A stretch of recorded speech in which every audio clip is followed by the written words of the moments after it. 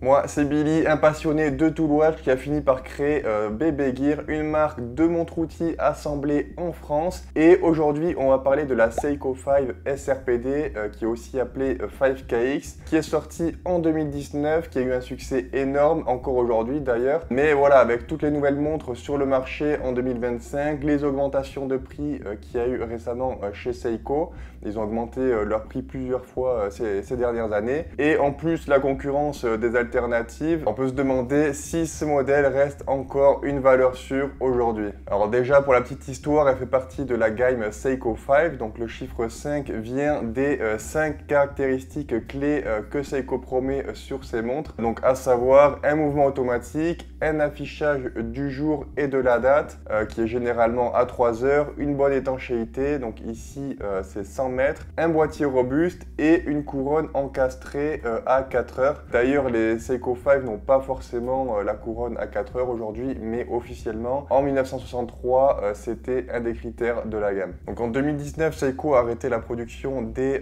SKX 007 et ils l'ont remplacé par CSRPD qui sont dispo dans des dizaines de coloris et d'ailleurs ils continuent d'en sortir chaque année avec des éditions limitées, etc. C'est une montre automatique avec un style un peu de plongeuse et un bracelet acier. Et ce qui est bien avec ces nouveaux modèles, c'est qu'ils ont un meilleur mouvement que la SKX, donc on a le 4R36 qui est une légère évolution du 7S26. En fait, ce qu'on gagne en gros, c'est le stop seconde, donc ça veut dire quand on tire la couronne, la trotteuse, elle s'arrête et on peut régler l'heure très précisément. Et en plus, on a le remontage manuel qui est un peu plus pratique, voilà, que de devoir secouer la montre pour la remonter. En revanche, on perd une des caractéristiques les plus importantes des SKX et pour toute plongeuse, c'est l'étanchéité à 200 mètres.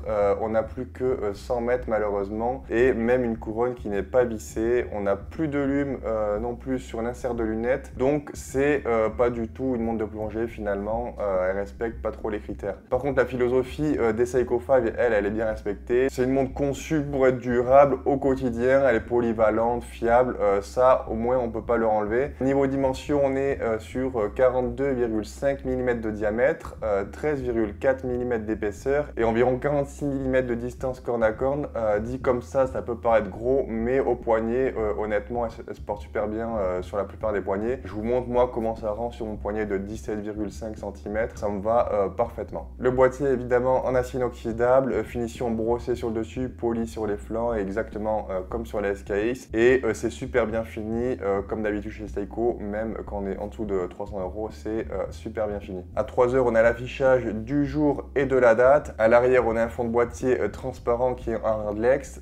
Moi, je suis pas fan puisque en fait, quand on a des petites impuretés qui se mettent entre le poignet et le fond de boîtier et qu'on a un verre en hardlex et pas en saphir, ben en fait, du coup, il va se rayer super facilement. Toutes les petites impuretés comme ça, elles vont se balader et en fait, ben voilà, tout simplement, ça va le rayer à force très rapidement. À l'avant aussi, d'ailleurs, on a un verre hardlex, donc c'est un verre qui est minéral, renforcé. Ça tient bien les chocs, mais par contre pour les rayures, c'est pas faux quoi. Il peut se rayer plus facilement qu'un verre saphir en tout cas. Donc voilà, c'est loin d'être la montre parfaite, mais ça reste quand même très solide et elle a un style en fait qui passe avec tout. Le bracelet, par contre, il est pas terrible non plus. Moi, je vends sur ma boutique des bracelets compatibles avec cette montre si vous voulez avoir quelque chose voilà de beaucoup plus qualitatif, soit rubber ou acier, ça sera voilà, quand même beaucoup mieux que le bracelet d'origine. Par contre, un truc cool avec cette montre, c'est qu'on peut la modifier.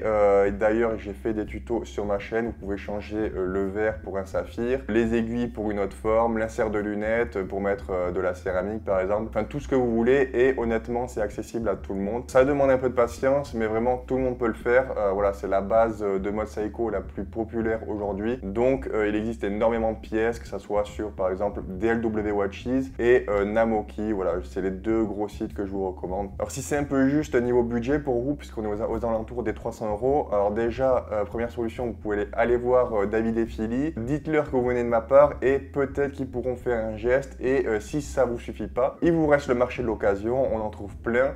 Par contre, il faut savoir qu'il faut faire gaffe aux contrefaçons parce que oui, malheureusement, ça existe même sur des montres à ce prix et en particulier sur ces modèles, j'en ai déjà vu plein. On les trouve à moins de 50 € sur des sites chinois ou quoi. Donc certains s'amusent à en acheter et à les revendre du style 100, 150 € et sans dire que c'est des contrefaçons évidemment, que ce soit sur Vinted, Le Bon Coin, etc. Faites super attention. Maintenant, je vais vous donner des alternatives qui peuvent remplacer cette SRPD. La première déjà, c'est l'Orient Kamatsu. C'est souvent la première alternative qu'on cite à la SRPD. C'est normal puisque elle est mieux équipée sur le papier avec un verre saphir, une couronne vissée et une vraie étanchéité de 200 mètres. Tout ça pour le même prix. Donc là, on est sur à peu près 280 €. C'est une montre avec un rapport qualité-prix qui est excellent, avec en plus un super mouvement Orient maison. Donc si vous cherchez une vraie plongeuse classique, automatique et à moins de 300 €, voilà, elle est clairement dans le top 3 de cette catégorie. Ensuite, on a la Mako 2 qui est plus abordable que la Kamatsu.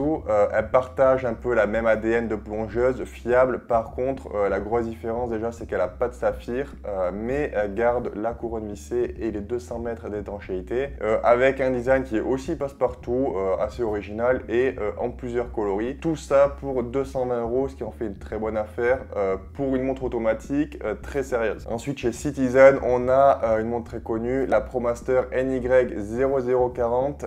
C'est un peu la baroudeuse par excellence. C'est une montre avec voilà, du vécu, elle est très appréciée dans le monde militaire ou de la plongée. 200 mètres d'étanchéité, une couronne vissée placée à 8 heures, ça j'adore. Et un mouvement automatique qui est aussi très fiable. Le tout pour environ 250 €, mais elle est très souvent promo et on peut l'avoir pour encore moins cher des fois. Une autre Citizen, si vous n'avez pas envie de vous prendre la tête avec le remontage ou de la dérive mécanique, c'est la Citizen BN050 en version EcoDrive solaire. C'est une super option, pas de pile à changer, très précise, couronne vissée, 200 mètres d'étanchéité, tout ça pour 210 €. Par contre là on a un verre minéral, mais c'est un peu normal à ce prix, c'est cohérent. Ensuite, si vous êtes très limité niveau budget, il y a aussi la Invicta Pro Diver 8926 OB. C'est peut-être pas voilà, la préférée des puristes, mais il faut lui reconnaître quand même un truc, c'est que pour 130 €, tu as une montre avec un mouvement automatique, une couronne vissée, 200 mètres d'étanchéité.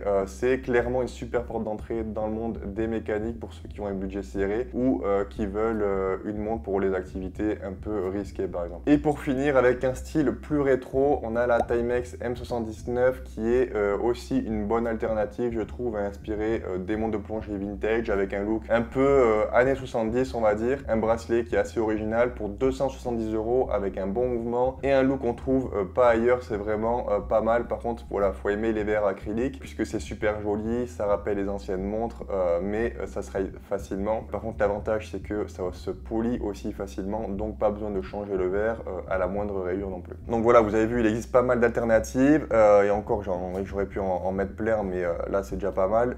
Certaines sont très intéressantes et peuvent être mieux adaptées à vos activités ou à votre budget, mais pour moi c'est quand même toujours une bonne idée d'acheter une 5KX en 2025. Niveau fiabilité, c'est du Seiko, c'est conçu pour durer des années. La preuve, c'est qu'on trouve des Seiko 5 qui ont des dizaines d'années et qui fonctionnent encore parfaitement, que ce soit le mouvement, la couronne, le boîtier, tout ça, c'est vraiment conçu pour durer toute une vie. Et au pire, si on doit changer une pièce, ce qui est bien avec Seiko, c'est qu'on trouve les pièces super facilement, même quand elles sont très vieilles. Et ça a l'air de rien, c'est un critère qui est trop souvent oublié, alors que c'est hyper important pour moi. Si vous voulez transmettre la montre, enfin qu'elle dure plusieurs générations, etc., c'est toujours sympa d'avoir des pièces détachées qu'on trouve très facilement. En termes de finition, Seiko, c'est vraiment au-dessus des autres marques, là, toutes celles que j'ai citées, au même prix. Par contre, là où on peut avoir des surprises, effectivement, c'est sur l'alignement des marqueurs de minutes et aussi sur l'insert de lunettes. Donc la pièce en aluminium avec les chiffres qui est sur la lunette. Si vous êtes perfectionniste là-dessus, voilà, il faut le savoir. Par contre, l'avantage d'un design comme ça, c'est que c'est vraiment intemporel. On prend autant de plaisir à la porter en 2025 qu'on prenait il y a 10 ou 20 ans avec les anciennes générations, style SKX, etc. En plus, là, je vous ai montré un coloris, mais en fait, voilà, comme je dis, il y a plein de versions de cette montre. Chaque fois, ce qui change, en fait, c'est juste les couleurs, la forme du cadran, des aiguilles, mais le reste est vraiment identique. Là, il y a plein d'éditions limitées aussi, des collaborations, etc. Bref, si les specs vous conviennent, vous en trouverez forcément une à votre goût. Dites-moi en commentaire si vous voyez encore d'autres alternatives à cette montre. Si vous cherchez une vraie tool watch plus robuste, vous pouvez aller visiter la boutique Bébé Gear. Le lien est en description. et on se retrouve très vite pour une nouvelle découverte horlogère.